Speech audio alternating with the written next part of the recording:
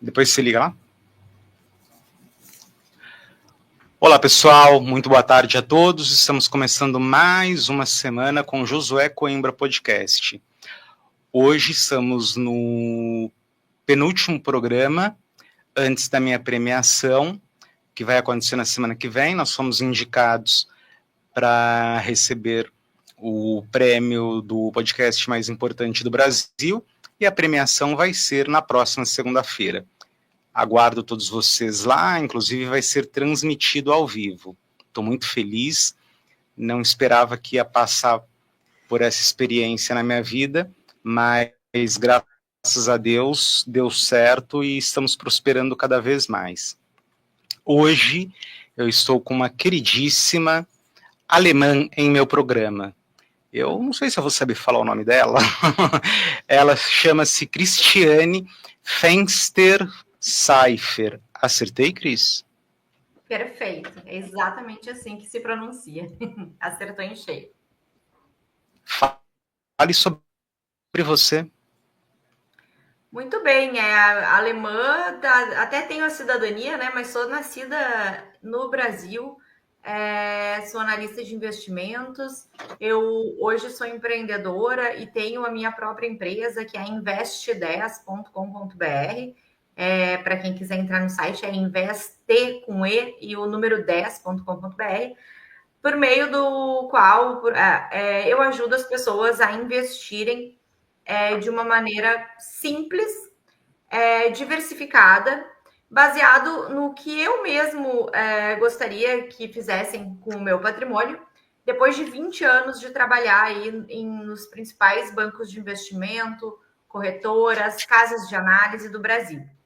Então, depois de 20 anos aí trabalhando nessas instituições gigantes, eu resolvi que eu queria, de forma totalmente independente, né? Ou seja, sem ligação com nenhuma corretora e nenhum banco, o que garante a tranquilidade para os clientes de que eu tenho uma opinião totalmente isenta, né, dos produtos dos quais cada um desses bancos e corretoras oferecem.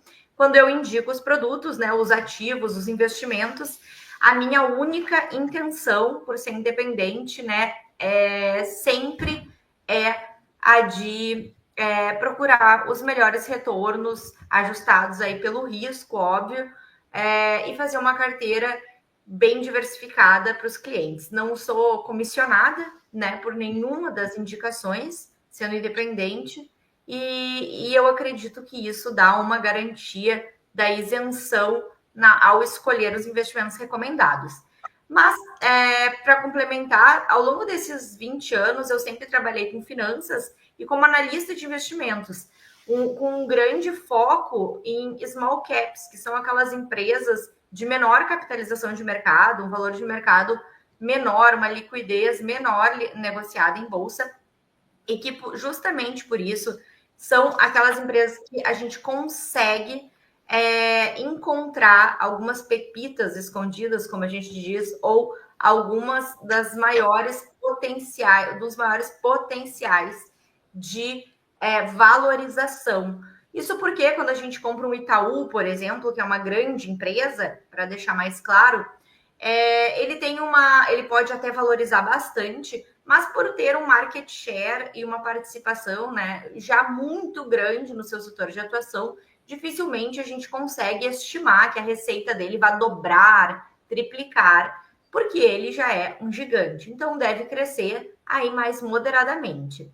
Mas quando a gente fala de small caps, de empresas menores, a gente pode sim ver alguns players dobrando, triplicando. E para utilizar o mesmo setor do Itaú, a gente viu isso acontecendo com o Nubank, com o Banco Inter, que quando comprados há 5 anos atrás, poderiam ser considerados como empresas aí pequenas, small caps, principalmente o Banco Inter, que vem dobrando, triplicando de tamanho desde então. E por isso, né, as ações tendem a acompanhar esse crescimento fenomenal de receitas, e principalmente se for um crescimento de lucro, e tendem a se valorizar se a empresa for bem sucedida nesse crescimento e nessa lucratividade. Então, essas são as minhas especialidades, as minhas queridinhas, mas No Invest 10, eu recomendo sempre para os clientes uma carteira diversificada, com renda fixa, com fundos, tem fundo imobiliário, tem FIAGROS, FIINFRAS, uma carteira bem completa para mitigar o risco e aumentar aí o potencial de retorno dos clientes. Você comentou sobre small caps. Small caps é uma coisa que eu sempre gostei na minha vida, exatamente por conta disso que você falou. Você tem um potencial de retorno muito grande no longo prazo. É claro que você tem uma segurança gigante quando você compra uma Petro, uma Vale, um Itaú, mas quando você vai lá e estuda o mercado, porque na verdade esse setor de ações, ele é na minha avaliação, é um setor que você não dá para você somente ir lá e comprar um ativo. Você precisa estudar o mercado, você precisa estudar o que está acontecendo. E aí você conseguindo encontrar essas empresas, eu não acho que é difícil de fazer esse estudo, você consegue ter grandes retornos no longo prazo. E só uma passagem, quando a gente estava na faculdade, a gente tinha um clube de investimentos. E vou te falar uma coisa que a gente fazia que 99% das pessoas não gostam é o quê? Nós concentrávamos a nossa carteira em 5 papéis, aí concentrando em 5 papéis, sei lá, um era uma grande empresa, os outros 4, tudo small caps, Cris. E graças a Deus a gente ganhava bastante dinheiro, a gente tinha uma excelente rentabilidade. E aí eu lembrei disso agora que você mencionou sobre small caps. E me fala uma coisa, como foi sua transição para essa sua fase solo? Né? Porque quando você está trabalhando em um banco, em uma empresa ou no estado, tem aquela segurança todo dia 30 que o pagamento vai cair, tem aquela série de benefícios. E aí, quando partimos para uma carreira solo, não tem mais isso, né? Perfeito. Eu acredito que o perfil de empreendedor definitivamente é um perfil, né? Não é algo que vai agradar a todos, né? Definitivamente, quando você empreende, você tem uma maior flexibilidade, mas você também tem de tomar 100% a rédea do seu negócio, da sua vida, do seu dia a dia, da sua empresa. Então, quando você tem uma CLT, eu diria que principalmente, além do salário que cai igual todo mês, né? Mais do que isso, muito antes da receita da empresa se estabilizar, a pessoa que vai começar a empreender, ela precisa ter uma clareza de objetivos, o que ela quer fazer, o que ela quer entregar para o cliente, o que ela quer resolver da vida do cliente, onde ela quer chegar com a sua empresa, e como ela vai fazer isso. Porque antes do paycheck, ali, antes do salário, né, antes da receita, vem isso, a execução. O que é que você vai fazer para chegar na receita que você quer todo mês? Isso para mim é o mais importante. Então, a transição para mim, de certa maneira, foi tranquila, porque eu sempre tive esse sonho, né? Eu sempre almejei chegar nessa situação de empreendedora. Eu trabalhei 12 anos em corretora de valores, em banco de investimentos, na parte do buy side, que era a parte de gestão de fundos. Depois eu trabalhei mais 3 anos em casas de análise, trabalhei na Speech, dentro do grupo XP, que foi aberta pela Luciana Seabra, e também trabalhei na Empíricos, que é a maior casa de análise do Brasil, que recentemente foi comprada pelo BTG, ainda quando eu trabalhava lá. E essas duas experiências, a primeira experiência na minha vida, né, que durou 12 anos como analista de investimentos, me deu um background muito grande em análise e investimentos em si. E essas duas últimas experiências dentro de casas de análise complementaram a minha experiência de analista de investimentos com o contato com o investidor de varejo, quais são aí as dúvidas, os anseios, o que precisa ser atendido para esse investidor, como se comunicar, como utilizar da estratégia de marketing e dos canais digitais para chegar nas pessoas que estão precisando dos serviços. Então, eu poderia dizer que não foi uma transição que se deu de uma forma abrupta, porque eu não mudei de profissão ou de trabalho, de campo de atuação. Eu mudei apenas realmente a forma de contratação. Antes eu fazia esse mesmo trabalho para outras empresas que me pagavam via CLT e depois eu comecei a fazer de forma autônoma. Então, a transição foi algo tranquilo e que eu sempre sonhei, porque, como eu mencionei, no momento onde você se torna empreendedora, tudo, né, vai depender de você. Ninguém vai mandar, né? Você não vai ter um chefe ali cobrando ou te guiando, faz isso, faz aquilo. Então você vai ter que sozinho, e claro, você pode ter auxílio de outras pessoas, mas a decisão, em última instância, vai ser sua, e por isso você vai ter que ter muito controle e saber o que você vai fazer e onde você quer chegar, os porquês que você está fazendo isso e os caminhos por onde você vai andar. Entendi. Você falou sobre análise. Quais os critérios você considera importante, né, ou que os investidores devem considerar antes deles montarem as carteiras deles? O que você fala para os seus clientes? Claro. É muito importante a pessoa se conhecer e saber o seu perfil. Inclusive, quando tenho clientes de consultoria com os quais eu consigo fazer reuniões individuais, é esse o foco, né? O foco mais do que qual ação comprar, que é algo que os clientes de assinatura acessam. Quando a gente faz consultoria, eu ajudo o cliente a entender qual é o perfil e o objetivo dele. Mas o cliente pode fazer esse exercício sozinho também.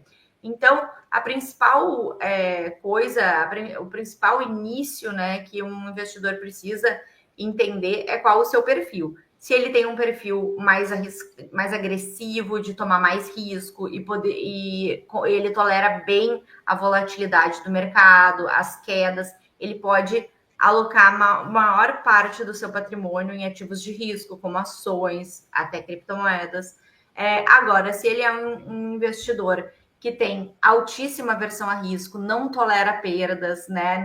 Nem que pontuais, fica muito nervoso, não dorme de noite quando olha o seu patrimônio aí menor do que no dia anterior, na semana anterior. Esse investidor deve alocar primordialmente em renda fixa e, de preferência, a renda fixa até pós-fixada, né? Ou instrumentos ligados para mitigar isso. Além do perfil de risco, é bastante interessante também que o investidor pense como é a sua estrutura financeira de receitas e despesas. Por exemplo, uma pessoa que é funcionária pública e que tem uma grande estabilidade na renda, que não vai ser demitida inesperadamente, né, algo do gênero, pode talvez tomar um risco maior nos investimentos.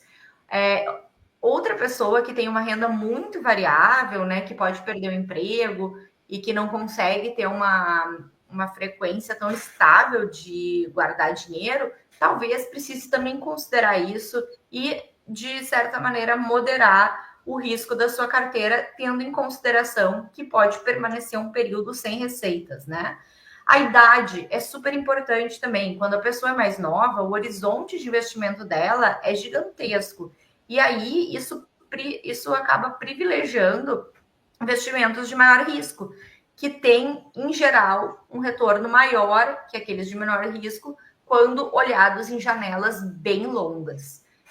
Agora, se a pessoa já está perto da aposentadoria, talvez eu acredito que seja mais recomendado ela ser mais conservadora, porque ela já está perto de usufruir dos seus recursos e uma grande queda do mercado, por exemplo, ou dos seus ativos, poderia impedir que ela usufrua já no curto prazo, né, quando ela quiser, daquele recurso que ela guardou. Então, tem que entender o perfil, o prazo de alocação e que vai querer utilizar os recursos, a tolerância aí ao risco, claro, e também a sua estrutura financeira, como é a sua renda, quais são os seus gastos, é uma pessoa que tem filhos, não tem, esse tipo de coisa tem que ser pensado a nível individual, né, antes de escolher os ativos que vai investir.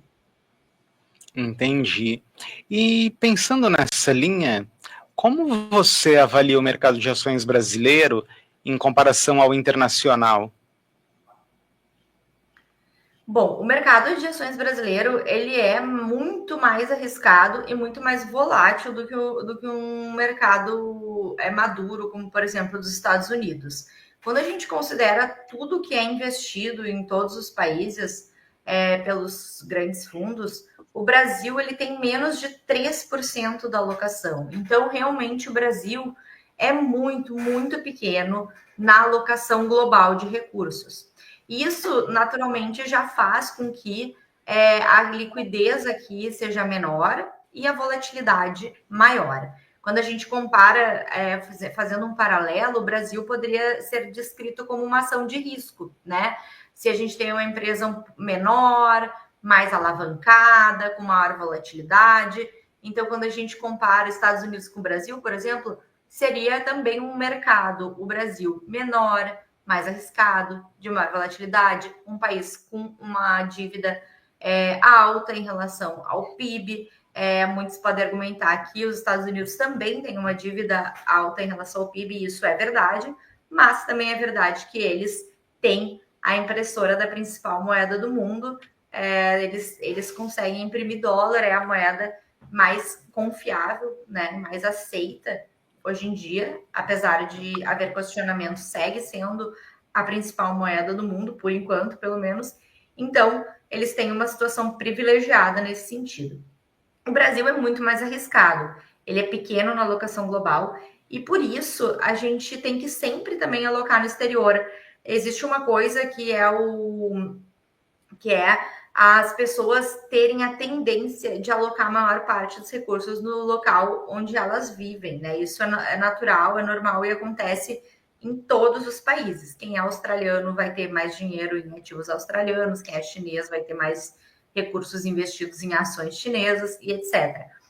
Isso é normal, mas a gente não pode deixar de considerar que, independente de governo, independente do momento que a gente está vivendo, o Brasil sempre será um país, né? Sempre né? Não sei se sempre será daqui a 200 anos, mas hoje, ele, independente do governo, né? Independente do momento vivido, ele é um país de maior risco. Mesmo quando ele está em momento de bull market, mesmo quando ele está subindo, ele é um país de maior volatilidade e maior risco pela sua característica, né? Não é emissora de dólar, como os Estados Unidos, tem um endividamento considerável. A democracia ela é relativamente recente perto de outros países. A gente viveu já vários planos econômicos, demorou muito até conseguir controlar a nossa inflação. Então, são todos esses componentes que fazem com que ele tenha um maior grau de risco. E aí, mais importante ainda é a diversificação, tanto alocando um percentual no exterior, em moeda forte, como também dentro do Brasil, em renda fixa, em ações, em outras classes de investimento, porque a diversificação é o que nos oferece a melhor maneira de gerenciar esse risco. Você falou em risco Brasil e está na pauta do dia o novo pacote anunciado pelo Haddad na semana passada. Causou uma confusão no mercado, o dólar foi para a lua, o Ibov afundando. Na sua avaliação, como essas medidas podem impactar a valorização do dólar e a confiança dos estrangeiros no Brasil?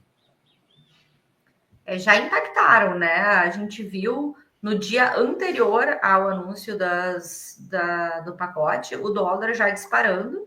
No dia do anúncio, né? No dia logo, o anúncio foi à noite, né? Então, naquele dia mesmo, ao longo do dia, o dólar subiu. O anúncio foi feito à noite. No outro dia, o dólar subiu mais ainda e segue, né? A gente teve um descanso na sexta-feira, quando a bolsa, o dólar continuou subindo, mas a bolsa teve uma performance um pouco melhor, porque entraram aí em campo o Lira e o Pacheco, presidentes aí da Câmara e do Senado, dizendo que vão priorizar a votação do pacote de corte de gastos e não vão priorizar, né, e talvez fique para o ano que vem, a questão da isenção da classe média. Isso, isenção do imposto de renda para quem ganha até 5 mil reais. Agora, tem vários problemas esse pacote que foi anunciado, que foram os motivos pelo qual o mercado reagiu muito mal.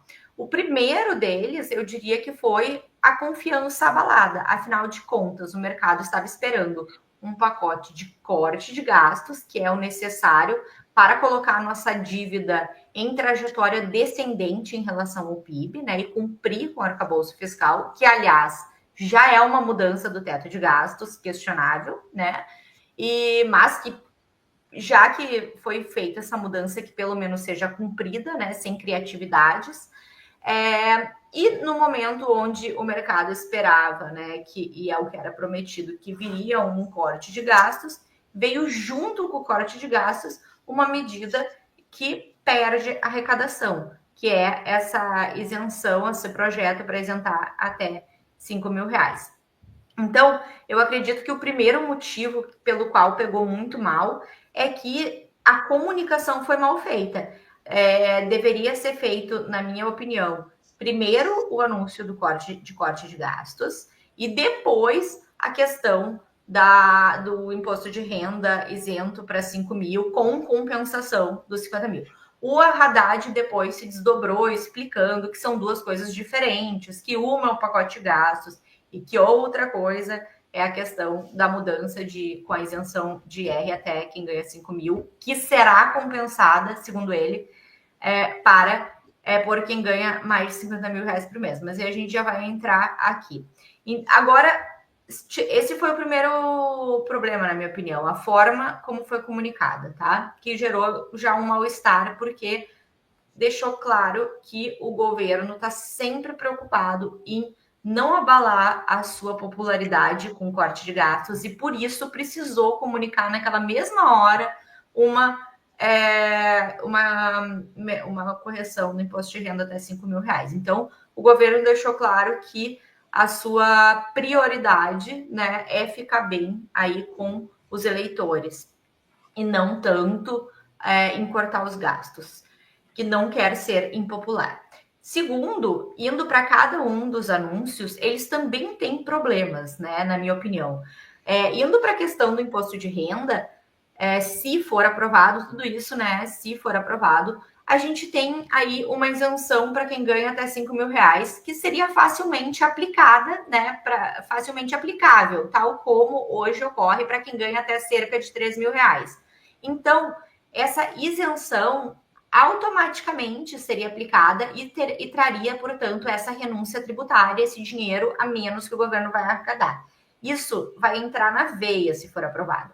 Agora, a parte da compensação, que seria essa tributação para quem ganha mais de 50 mil reais por mês, que segundo o governo paga uma alíquota aí muito baixa, real, de menos de 3% e que teria um imposto mínimo de 10%, não é tão simples assim da gente conseguir medir a efetividade disso e o quanto de fato que seria arrecadado e se efetivamente isso cobriria plenamente os cerca de 50 bi que deixariam de ser arrecadados com a isenção até 5 mil. Então, na parte que você isenta, vai ser automaticamente e facilmente aplicado. Na parte que você repõe esses recursos, né, cobrando de quem ganha mais de 50 mil por mês, não é tão fácil de calcular. Como vai ser feito isso, né? Sequer foi, de fato, divulgado.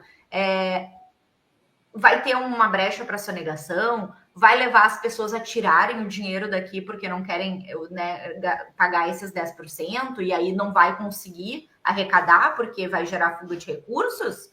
E se não conseguir arrecadar, vai estar gastando mais, né? Vai estar deixando de ganhar aqui imposto de até 5 mil e não vai estar conseguindo repor exatamente o que está deixando de ganhar, porque eventualmente podemos ter evasão de recursos, saída de dinheiro, enfim, né? E sonegação.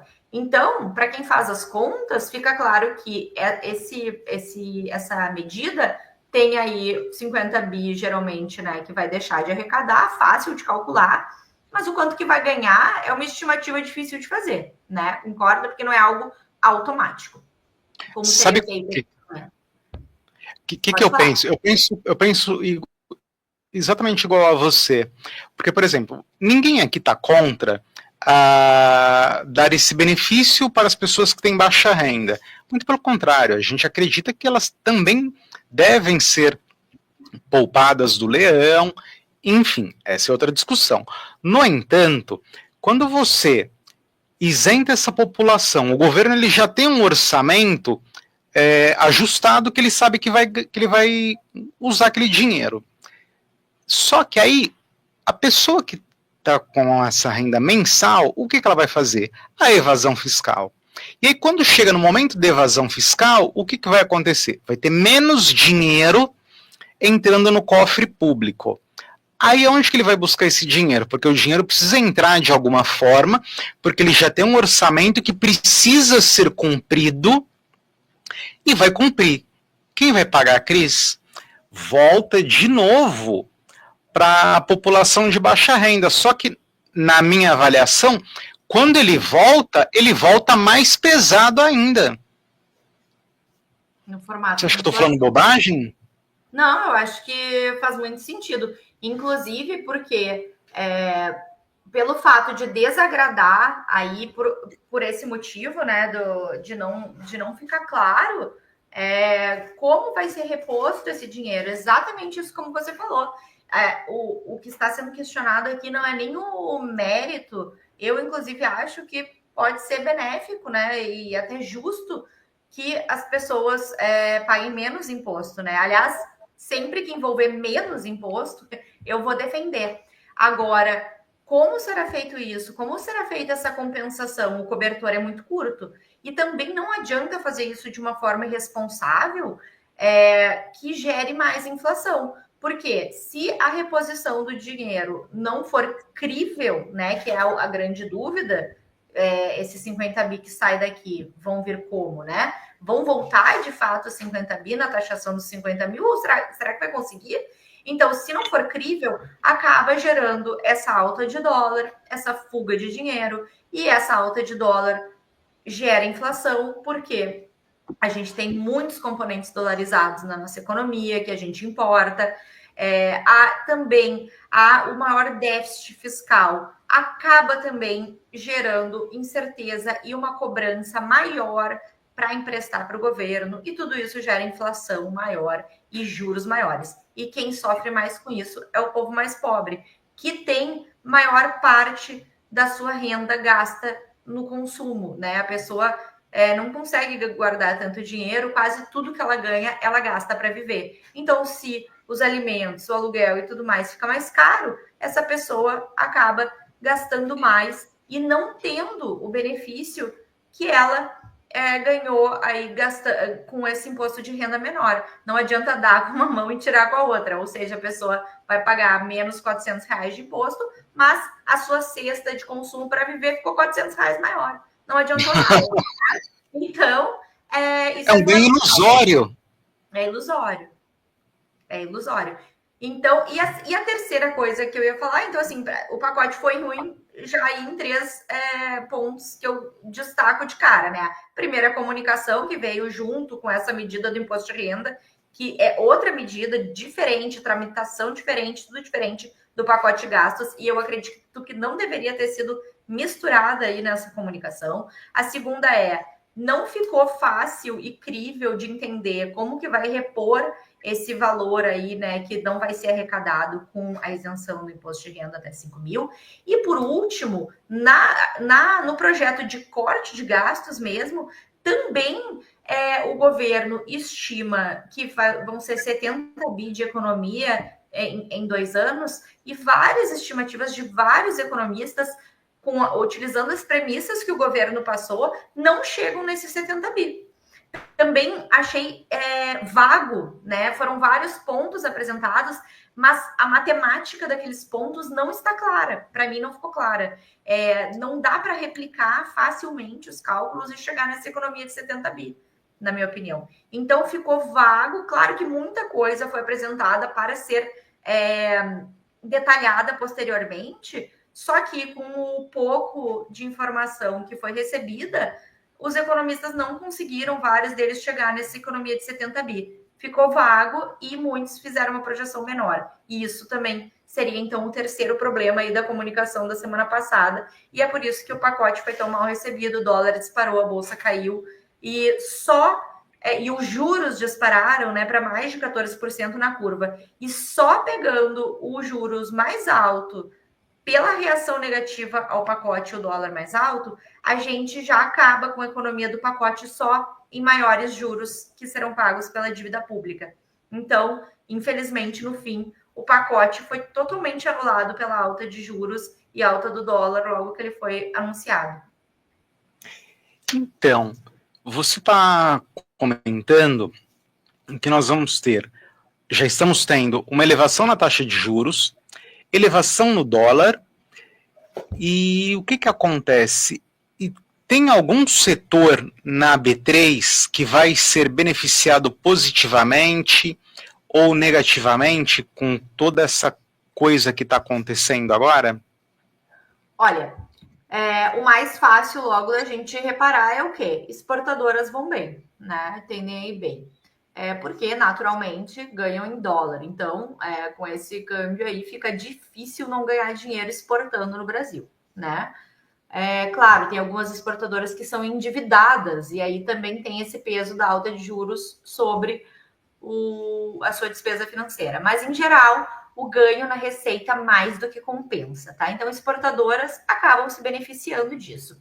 Outra coisa é que, se a gente olhar a história do Brasil, que sempre foi de juros altíssimos, sempre garantiu lucros altíssimos para os bancos.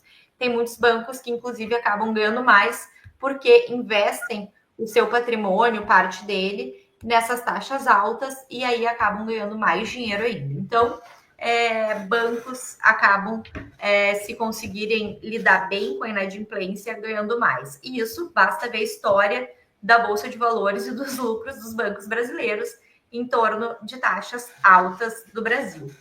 E por fim, a gente tem um impacto que é menos óbvio, mas é verdadeiro, que aquelas ações domésticas de educação, varejo, aquelas empresas que não estão endividadas, isso é importante ressaltar, aquelas empresas de mercado interno que não estão endividadas e, portanto, não vão ter um peso do maior custo da dívida com a Selic mais alta, né? Essas empresas podem, num segundo momento, se for aprovada essa isenção de imposto de renda até 5 mil, se beneficiar de um maior gasto das pessoas comprando seus produtos. Se elas conseguirem vender mais, repassar a eventual inflação mais alta e não estão alavancadas, e tem algumas com caixa líquido, inclusive, para terem benefício dos juros em vez de ter uma dívida, um custo de dívida muito maior, essas empresas também podem se beneficiar no segundo momento. Aliás, atualmente o que a gente vê, né, a Bolsa de Valores pesada, o dólar subindo, mas quando a gente olha o resultado de muitas empresas dessas, de mercado interno, de educação, está vindo muito forte, porque de fato o PIB do Brasil vem crescendo de forma forte. Claro, a gente sabe que muito disso é por causa do estímulo fiscal, do impulso fiscal, do dinheiro que está sendo gasto a mais pelo governo, o governo gastando mais, está impulsionando o PIB. Mas acaba que sim, para essas empresas de mercado interno, elas conseguem vender mais e têm apresentado resultados bons, apesar das ações estarem descontadas. E aqui a gente já identifica uma oportunidade. Então, assim, por mais o mercado, como a gente vê, não é tão simples, né? A gente tem que fazer assim algumas análises mais rápidas e óbvias, como a questão do dólar, mas alguns efeitos aí de segunda ordem também sobre as empresas.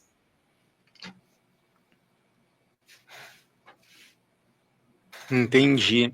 E me fala uma coisa, com tudo isso acontecendo, o empresário, o que você acha que ele está pensando agora? Abre uma nova planta industrial ou começa a tomar título público? Ou algum título do governo? Porque estamos com o dólar subindo, taxa de juros vai subir. O governo tem falado e falou bastante, criticou muito essa gestão do Banco Central por conta de taxa de juros. E assim, vai ter que subir agora de novo. Quando nós olhamos o cenário externo e olhamos o que está acontecendo aqui dentro, não tem outro caminho a não ser a elevação das mesmas. Como que você acha que o investidor está recebendo essa informação? Você acha que ele está com apetite para abrir uma nova planta fabril aqui ou não? Os juros altos são um grande impeditivo do investimento, principalmente em bens de capital, né? Porque quando os empresários eles decidem por investir, eles fazem uma conta óbvia de retorno, né? De quanto que aquele investimento vai trazer de retorno. Se a gente tem um custo de oportunidade baixo, mais projetos são aprovados para saírem do papel das empresas. Por óbvio, se a gente tem uma taxa de juros aí de 6%, por exemplo, quando o empresário fizer o VPL, a avaliação do seu novo projeto, da sua nova fábrica, ele vai fazer a estimativa de receitas, de margem, etc., vai trazer seu valor presente e vai chegar na TIR, na taxa de retorno desse projeto. Se a taxa de retorno desse projeto for 10, por exemplo, estou simplificando, e o custo de oportunidade dele for 5, ele vai tirar isso do papel. Hoje em dia, o custo de oportunidade está muito alto, com uma Selic de 14% na curva, né? Eu estou falando da precificação na curva de juros, não da Selic em si. Mas Sim. com uma precificação de 14%, quanto que um projeto tem que render para ele correr esse risco? Eu diria que não é nem 15, né? Porque as premissas e projeções do projeto são premissas, né? Então a gente sempre exige um retorno maior, porque tem o risco das coisas não saírem como se espera. Então, com um custo de oportunidade tão alto de 14%, para um negócio, para um projeto novo sair do papel, ele vai ter que render 20, 25, sei lá quanto, né? Depende do projeto, depende da empresa, qual o patamar que ela exige de retorno para alocar o seu capital.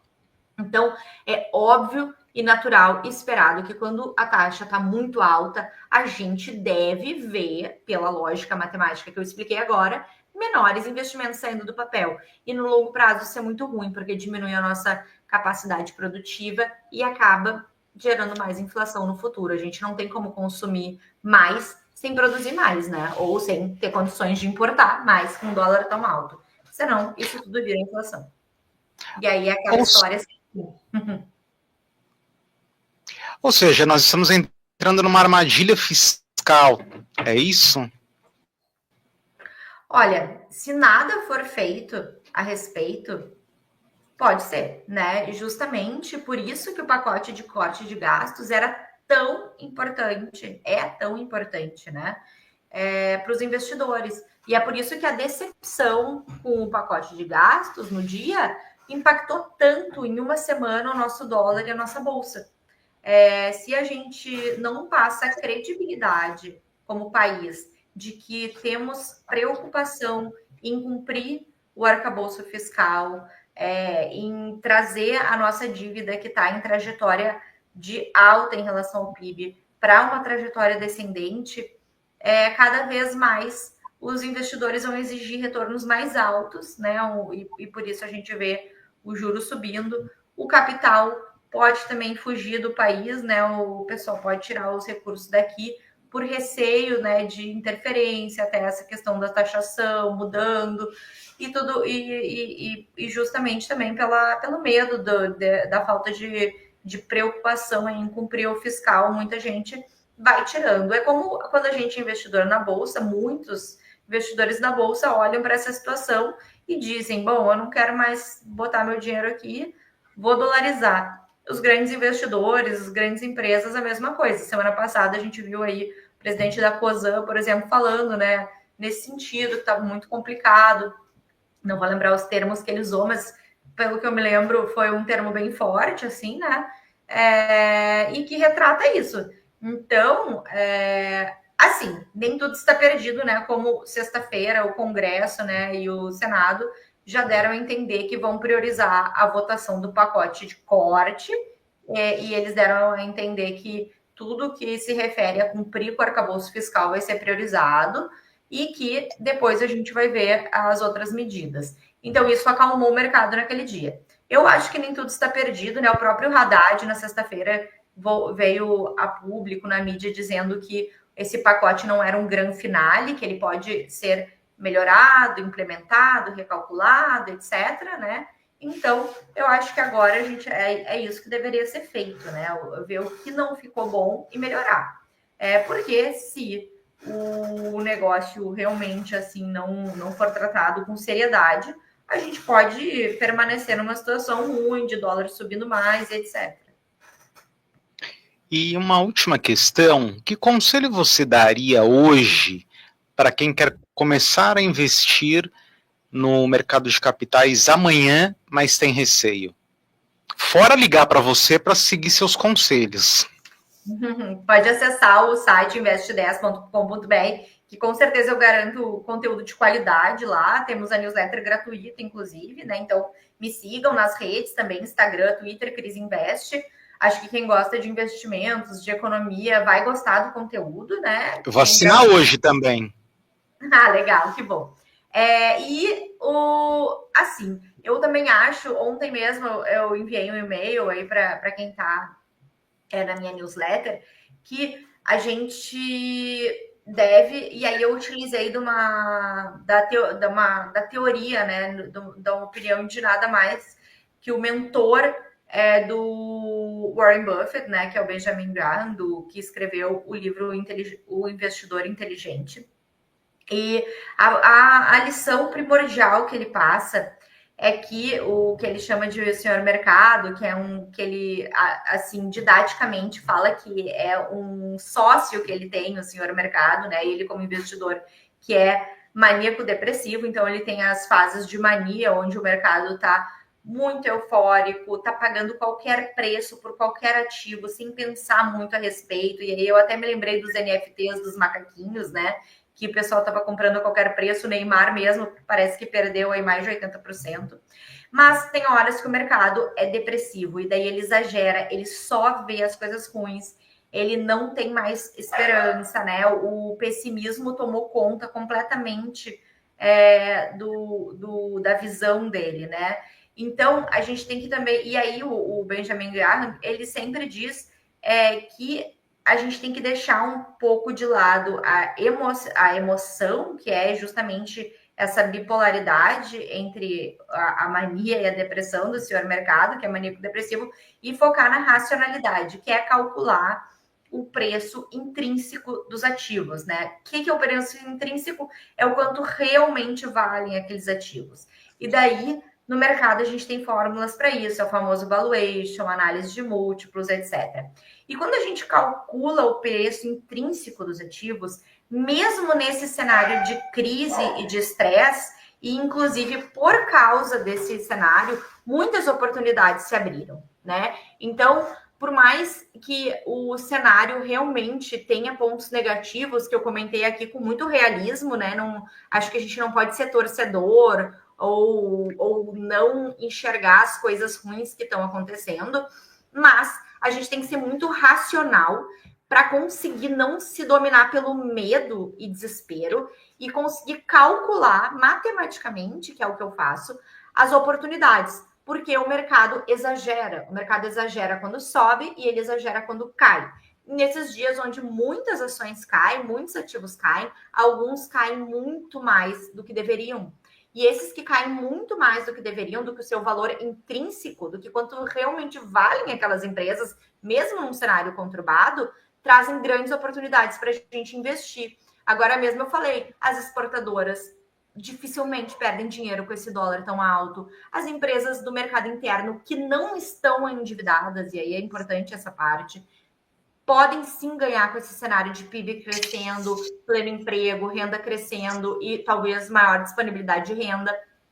E Bancos também, em geral, ganham muito dinheiro no Brasil. E aí a gente tem que ver, dentro de cada setor, quais são as melhores oportunidades, quais são as empresas sérias, de qualidade, e que estão com preços muito menores do que seu valor. E aí nelas a gente investe. Então, assim, eu gosto desses momentos de dificuldade, né? Eu não ignoro eles, eu entendo as dificuldades, né? Que eu fui bem clara aqui em dizer e apontar, mas também vejo muitas oportunidades, tá? Se o cenário, claro, quando a gente investe, a gente está sempre falando de cenários, né? Que nem o empresário que eu acabei de falar, quando decide investir, abrir uma nova fábrica, ele faz cenários e projeções sobre quanto vai ganhar essa nova fábrica para calcular com o retorno do custo de oportunidade dele, da renda fixa, etc. Então, a gente também faz isso, a gente faz cenários. E o cenário, assim como o maníaco depressivo lá do Benjamin Graham, esse mercado ele tende a amplificar, ou seja, se tá ruim, o mercado só acha que vai piorar. Se tá bom, o mercado só acha que vai melhorar. E é nessas distorções, porque nem tudo fica ruim para sempre, nem tudo fica bom para sempre, é que a gente consegue aí uma alocação bem inteligente e aproveitar algumas oportunidades bem boas de ganhar acima da média, que é o objetivo. O objetivo final é esse, né? O meu objetivo, quando eu procuro investimentos para os clientes, é ganhar acima da média aí no longo prazo. Entendi.